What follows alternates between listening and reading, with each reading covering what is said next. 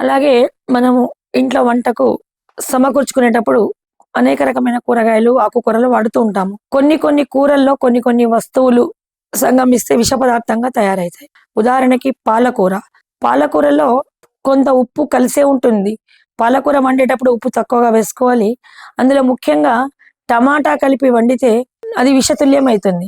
చాలామంది టేస్టీ కోసము కొంచెం పులుపు రావాలని పాలకూరలో అందుబాటులో ఉంది కానీ టమాటా వండుతారు.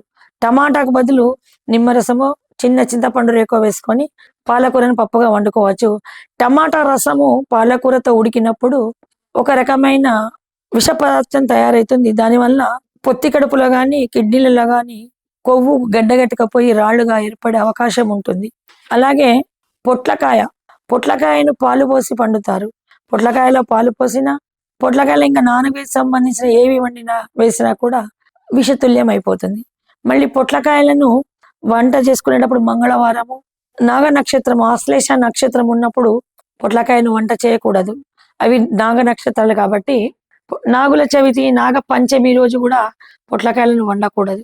ఈ కొన్ని విషయాలు గుర్తుంచుకొని చేస్తే అవి కూరనే కదా, దాంట్లో దోషం ఏముంది అంటే రూపానికి పాము రూపంలో ఉంటుంది కాబట్టి ఈ ఆశ్లేష నక్షత్రము, నాగుల చవితి, నాగ పంచమి రోజుల్లో మనము పాములను పూజిస్తాము కాబట్టి సర్పజాతికి చెందిన దాని యొక్క రూపం ఉంది కాబట్టి దాన్ని వండకూడదు. ఒకవేళ గ్రహణ సమయంలో ఆహార పదార్థాలు తీక్షణ కిరణాలకు, గ్రహణ కిరణాలకు ఎలా విషతుల్యమైపోతాయో ఇటువంటి శుభదినాలలో పొట్లకాయ కూడా విషతుల్యమైపోతుందని మనకు శాస్త్రాలు తెలుపుతున్నాయి. జై శ్రీ.